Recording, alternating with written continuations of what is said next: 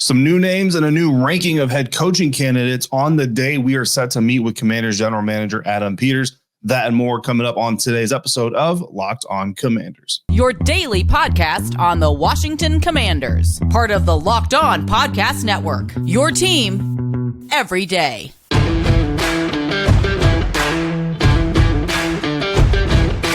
Welcome into today's episode of Locked On Commanders, your daily podcast covering the Washington Commanders, part of the Locked On Podcast Network, your team every day. Thanks so much for making Locked On Commanders your first listen of the day every day. Don't forget that you can subscribe for free on YouTube or wherever you're getting this podcast, and you can continue this conversation with me by becoming a Locked On Commanders insider. Go to joinsubtext.com/Locked On Commanders, become a Lock Insider, and from there you'll get direct news, inside information, scoops, exclusive content, analysis, opinions, just one-on-one conversations with me via text message. Again, join subtext.com/Locked On Commanders today to sign up for that. I'm David Harrison, credential member of the media covering the Washington Commanders for CommanderCountry.com, a part of Sports Illustrated's FanNation. And I'm here with you every Monday through Friday, along with our everydayers. And as always, everydayers, greatly appreciate your continued support for the program. Today's show brought to you by LinkedIn Jobs. LinkedIn Jobs helps you find the qualified candidates you want to talk to faster. Post your job for free at linkedin.com/LockedOnNFL. That's linkedin.com/LockedOnNFL to post your job for free. Terms and conditions apply. On today's episode, we are going to get an updated look at the NFL playoffs. We're going to predict a winner of the whole stinking tournament. But first, we are restacking our top head coaching candidates because some new names have been added to the search. And we have a new entry at the top three as Houston Texans offensive coordinator Bobby Slowik steps up in the rankings and Rams defensive coordinator Raheem Morris steps down. So previously, our top three looked like this. Number one was Baltimore Ravens defensive coordinator Mike Macdonald. Number two, Los Angeles Rams defensive coordinator Raheem Morris. Number three, Detroit Lions offensive coordinator Ben Johnson. Now, after 1 week of postseason play, the Baltimore Ravens and Mike Macdonald obviously were not in action. Raheem Morris and the Los Angeles Rams were unfortunately ousted from the playoffs, had their season ended by Ben Johnson's Detroit Lions. So looking at the top three, looking at the new names that have been added to the coaching search since the last time we did this, including Bobby Slowik, but also Dallas Cowboys defensive coordinator Dan Quinn. My new top three as of right now, Baltimore Ravens defensive coordinator Mike Macdonald still sits at number one. And I know that he's not number one for everybody out there. I know he is number one for some people, but I know for the most part, my number two, Detroit Lions offensive coordinator Ben Johnson, is a lot of other people's number ones. And I completely get it. And look, watching the Detroit Lions offense multiple times this season, I've been very happy, very pleased, very impressed with what Ben Johnson has been able to do, especially when you look at quarterback Jared Goff, who many expected or thought was just basically dead in the water. He was going to go to Detroit after he was traded from the Rams, and that trade that sent Matthew Stafford to Los Angeles. Basically, the idea was that he was going to go to Detroit, Jared Goff was, and I don't know, 2 years later, probably would be a backup to some young hotshot quarterback, and his career would basically fade away into nothing. Instead, what has happened is that the Detroit Lions and Coach Dan Campbell and offense coordinator Ben Johnson have helped revitalize Jared Goff's career to the point where not only is he thriving, not only is he leading a division-winning NFL team, and it's not like the NFC South or anything like that. This is a team that like literally went out there and took their division title. They're making waves in the playoffs, and a lot of people have them favored to go to the NFC Championship game this season against probably the San Francisco 49ers. We'll get into that here in just a little bit. But it's been impressive. What I haven't necessarily liked, just to kind of give that counterintuitive part of the conversation in Ben Johnson's offense, is sometimes I feel like he's a little too switchy at the running back position. I feel like some games David Montgomery is just really kind of popping off. Some games Jahmyr Gibbs is really gashing the opposing defenses for a lot of yards. And for some reason, he kind of seems fixated in this rotational piece of this thing and insists, even when one guy is clearly having a much better situation or much more production against an opponent, he just seems kind of fixated on rotating them out there, sometimes to the detriment of his offense's rhythm. But obviously, the overall product has been successful. And at the end of the day, that's what you're looking for. Certainly not a huge ding or a massive ding. And in some ways, you can applaud him for keeping his running backs fresh and healthy, and those types of things certainly come into play along with those. So Ben Johnson moves up to number two. Mike Macdonald stays number one. And look, this isn't like a one game evaluation situation, but the fact that the Baltimore Ravens didn't even play in the wild card weekend I'm not gonna boost Ben Johnson above Mike Macdonald when he's not having the opportunity to go out there and show his team on the field. Now, a lot of this, X's and O's are a big part of these conversations oftentimes, but we also know the key to being a good head coach isn't just knowing football. By the time you become an NFL head coach, you clearly know football. Like, the ins and outs, the X's and O's, the languages, the schemes, all that stuff. It's really about being a leader of the 11 men that are on the field at any given time.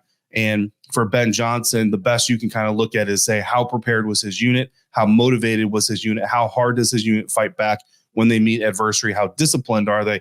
When you look at the Detroit Lions offense, certainly highly disciplined, certainly highly resilient, and very, very focused, razor sharp focus coming into these games. Mike Macdonald's defense for the Baltimore Ravens, if you watch them throughout the year, you can also say the same thing. So much so that Baltimore Ravens fans are literally campaigning on social media, trying to tell people Mike Macdonald is a terrible defensive coordinator to get interest to kind of come down just a little bit.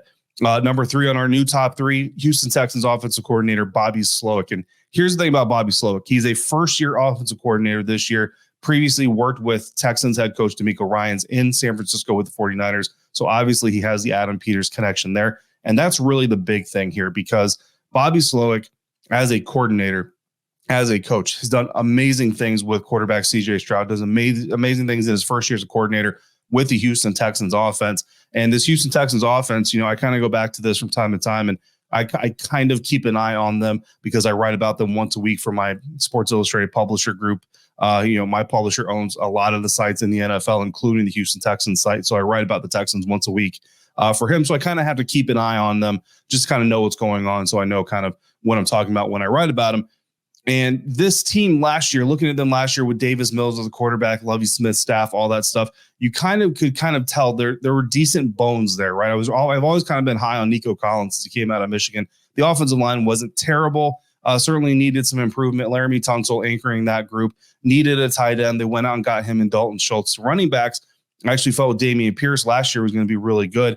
This year he's had some injury issues, but also some consistency issues. But Devin Singletary has really stepped up in his place to give the Houston Texans that weapon. And that's something, again, you kind of hat tip to Bobby Slowik for being able to get that kind of production out of a guy in Devin Singletary that a lot of people have kind of cast off and really kind of forgotten about. So in a 1 year time span, very, very impressive. I typically don't like going after 1 year coordinators and making them head coaches, because as hard as it is to succeed in the National Football League, it's even harder to continuously succeed in the National Football League. So I would like to get 1 more year. Let's see Bobby Slowik as an offensive coordinator and a play caller when teams see him coming. This year, kind of didn't see him coming. Let's see what happens when they see him coming. Let's see what happens when they see CJ Stroud and they've got 16 plus games to scout on him and to review film. That's what I would really like. But I put him 3rd on this list because here's the thing.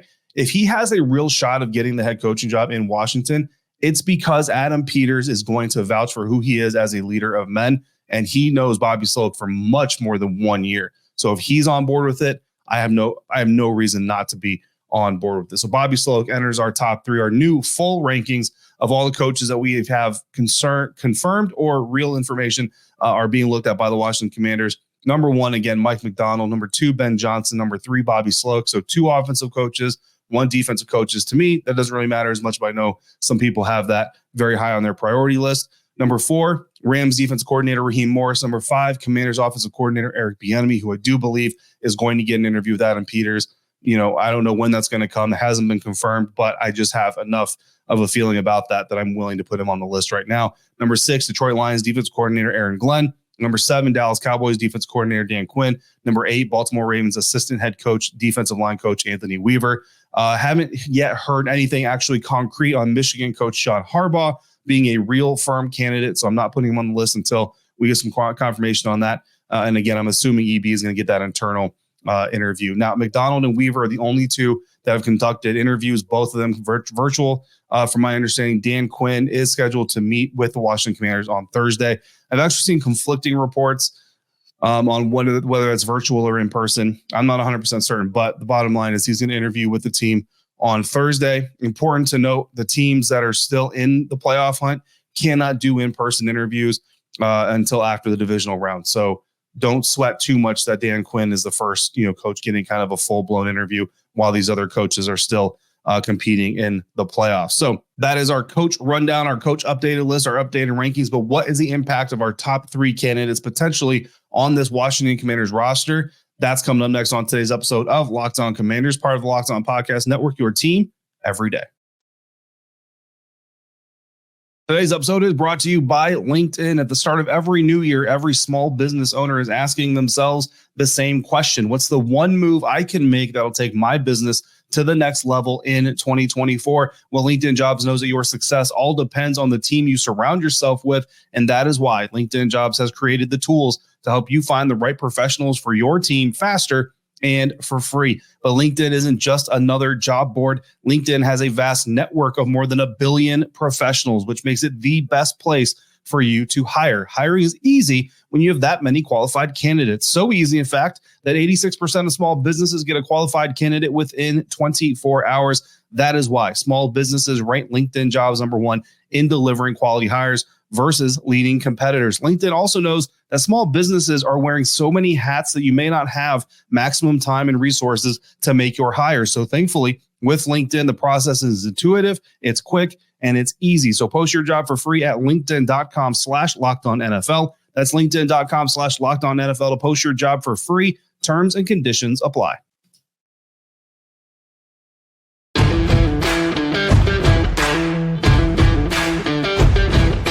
Continuing on with today's episode of Locked On Commanders. Thanks again for making Locked On Commanders your first listener, your first view today and every day. Every dayers.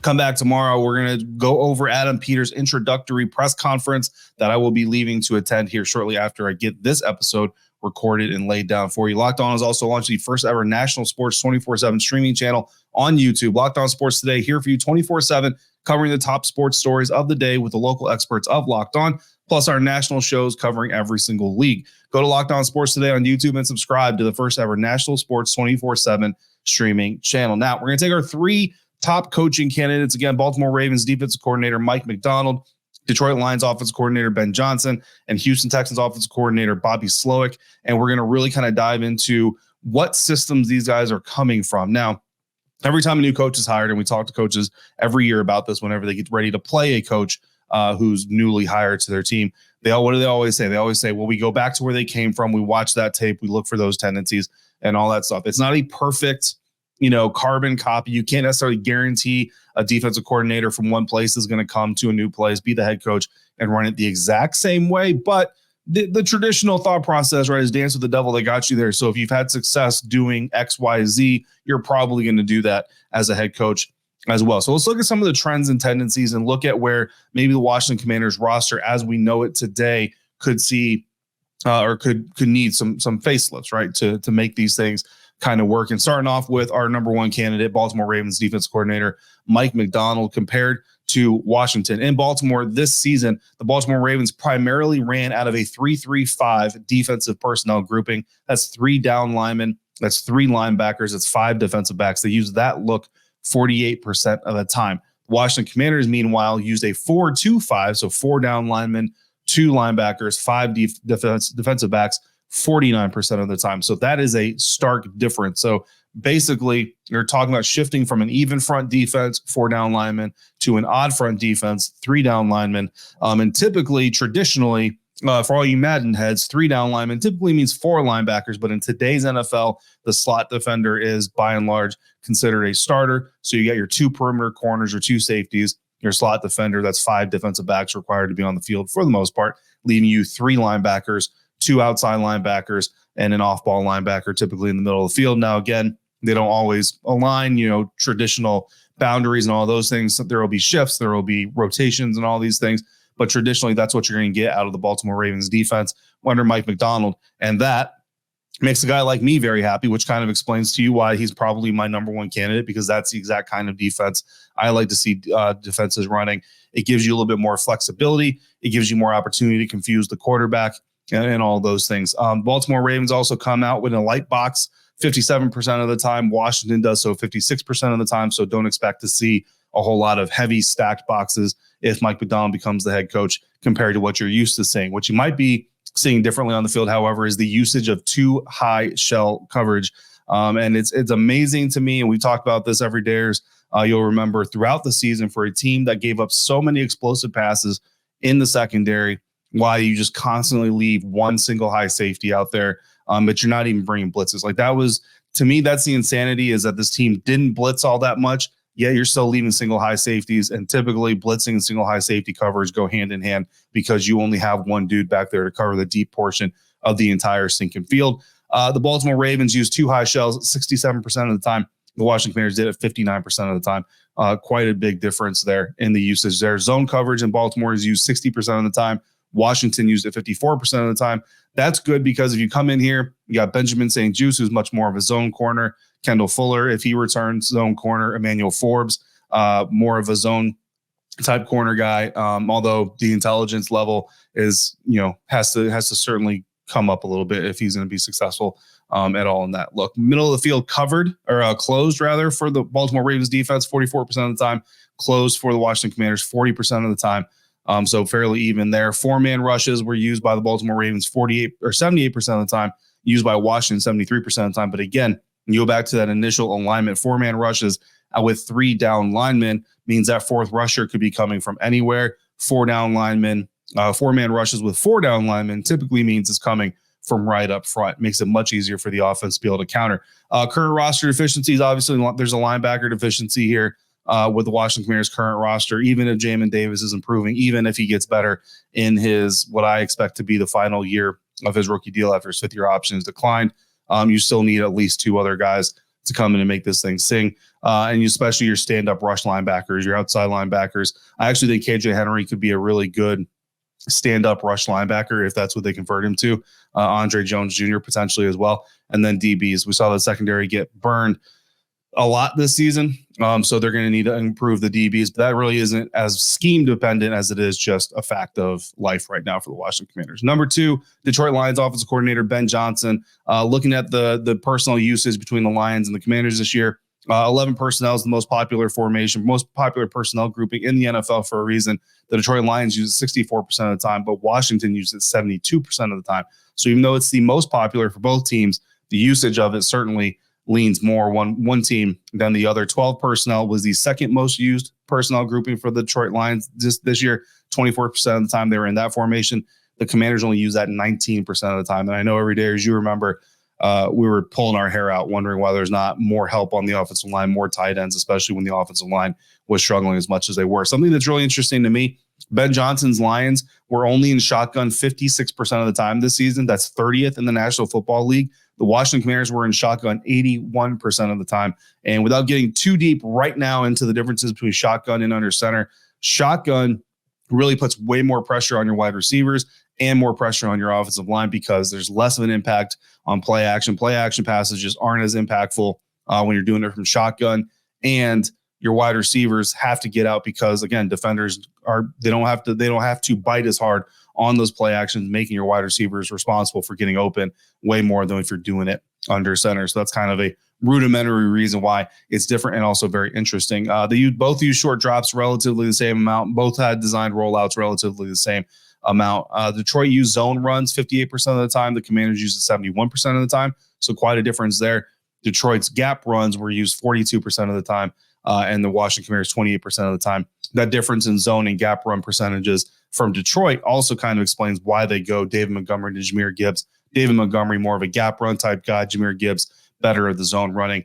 Currently, tight ends, offensive line obviously have to be the main priority outside of the quarterback position alone to execute what Ben Johnson likes to do with the Detroit Lions. Looking at Bobby Slowik, same thing. You see less 11 personnel, even though it is the most popular formation or personnel grouping. In Houston, it's still less than Washington. Houston used it 59% of the time. Again, Washington 72% of the time. Houston's second most used personnel grouping, 21 personnel, 2 running backs, 1 tight end. How many times every day have you heard me screaming for Washington to use 2 running backs? The Houston Texans did it 24% of the time. The Commanders, less than 9%. Once again, the Houston Texans under center a lot more than Washington, using shotgun 60% of the time, while the Commanders did it 81% of the time. Everything else fairly similar, including their run attacks. Zone run 67% of the time from Houston, 71% from Washington. Gap runs 30% of the time from Houston, 28% from Washington. So similar run usage as far as gap versus zone runs by Bobby Slowik's offense. So that's kind of a deep dive into, well, not a deep dive, but a deeper dive than we've done so far on our top coaching candidates as we get hotter, as we get more involved and kind of see who these guys are looking at even deeper. We'll get even more into the weeds on these coaching candidates. But up next, the NFL playoffs are heading deeper. They're heading into the divisional round. We'll recap the wild card round action, look at the divisional round, make our predictions. Coming up next on today's episode of Locked On Commanders, part of the Locked On Podcast Network, your team every day.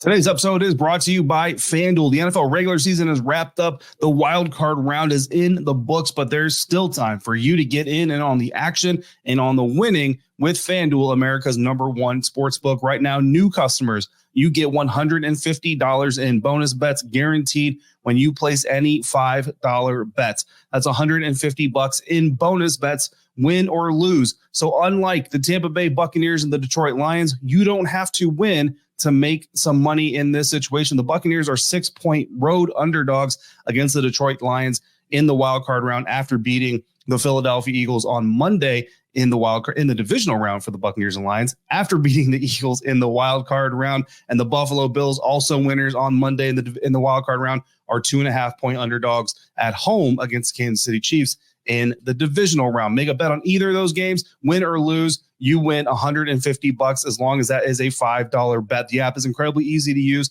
and there's so many different ways to bet. My favorite, I make my own parlays and I go crazy. So visit FanDuel.com/lockedon. Make your first bet a layup your way. Get $150 on your first $5 bet for new customers. FanDuel, official partner of the National Football League. This episode is also brought to you by Jace Medical, who wants you to be as prepared as you can possibly be for just about anything that comes your way, thanks to the Jace case. I know we come to sports to escape the stresses and the worries of real life, but sometimes we still need to address those things. And that is what Jace Medical has done with the Jace case, because they provide you 5 different antibiotics to treat a long list of bacterial illnesses, including UTIs, respiratory infections, sinusitis, skin infections, among many others, because it's stuff that can happen to any of us at any time. And you don't want to be snowed in. You don't want to deal with shortages. You don't want to deal with supply chain issues when you need your antibiotics. So get your Jace case. Visit jacemedical.com. Complete your physician encounter. It'll be reviewed by a board-certified physician,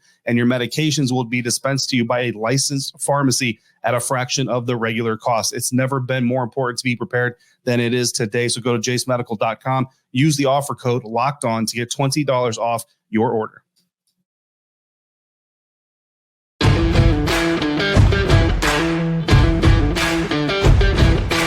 Wrapping up today's episode of Locked On Commanders, looking at the divisional round of the NFL playoffs. The wild card round is in the books. We'll look at the results from the wild card round into the divisional round, make some predictions, some choices. Starting off with the Houston Texans, who won their wild card round matchup against the Cleveland Browns. They will now travel to Baltimore to take on the AFC #1 seed Baltimore Ravens.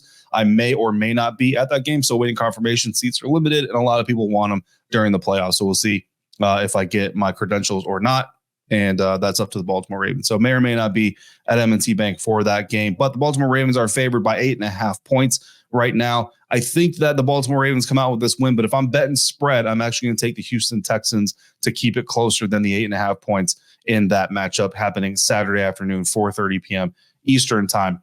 Meanwhile, the Green Bay Packers, who just got done upsetting the Dallas Cowboys, I know that makes a lot of you out there very happy, makes a lot of social media people very happy, are traveling to San Francisco to take on Adam Peters' former team, Bobby Slowik's former team, the San Francisco 49ers. The Niners are favored by 9.5 points. I like the Green Bay Packers, but I do think the Niners come away with a 10 or more point win.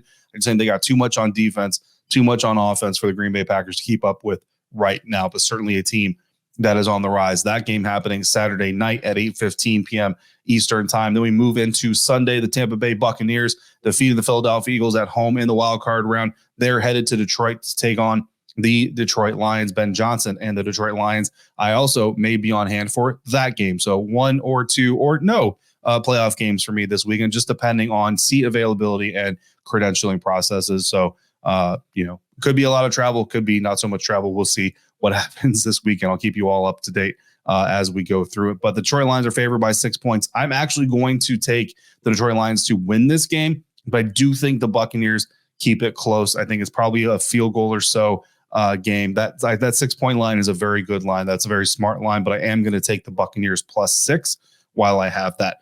Finally, that game, happens Sunday, 3 p.m. Eastern time for everybody out there. Kansas City Chiefs are at home. They're on the road against the Buffalo Bills, who just got done beating the Pittsburgh Steelers. The Kansas City Chiefs beat the Miami Dolphins. Trying to get everything straight here. The Buffalo Bills are 2.5-point favorites. You know what? Look, neither of these teams, the Chiefs or Bills, had the season they thought they would this year, but I am going to go with the Kansas City Chiefs. I just have this feeling. I think Travis Kelce is going to be motivated by his brother's retirement as well. Basically, it's one Kelce standing, you know what I mean, type of thing. The cold weather is not going to bother either of these teams. I got the Chiefs coming into Buffalo, getting the upset, so certainly taking that. So again, I've got three home winners: the Ravens, the Niners, the Lions. But I do have the Kansas City Chiefs going on the road and defeating the Buffalo Bills. That means we would have a Chiefs and Ravens AFC Championship game. We would have a Niners and Lions NFC Championship game, and that would be very entertaining for all football fans to watch. So we will continue to monitor that as the weekend comes, and we will talk about that again next week once the playoffs have commenced. Again, that's going to do it for today. Come back tomorrow. I'll have some footage, some comments from Adam Peters. We'll dissect a little bit, overreact to some of the things that he said, overanalyze reading between the lines. It's always a good time doing that. In the meantime, if you got questions or comments, throw them down in the YouTube comment section. Text me directly by becoming a Lock Insider at joinsubtext.com/LockedOnCommanders. Insiders, you already know, but I'm going to be texting you during Adam Peters' press conference. So look out for those texts as they come during every press conference. If you want to get those directly from me, joinsubtext.com/LockedOnCommanders is where to go to get in on that fun. As always, thank you for making Locked On Commanders your first listen of the day, every day, or thank you for coming through on a regular basis like you do. Thanks so much for making me a part of your day, part of your routine. Until we speak again, please be safe, be kind, and I'll see you next time for another episode of Locked On Commanders, part of the Locked On Podcast Network, your team every day.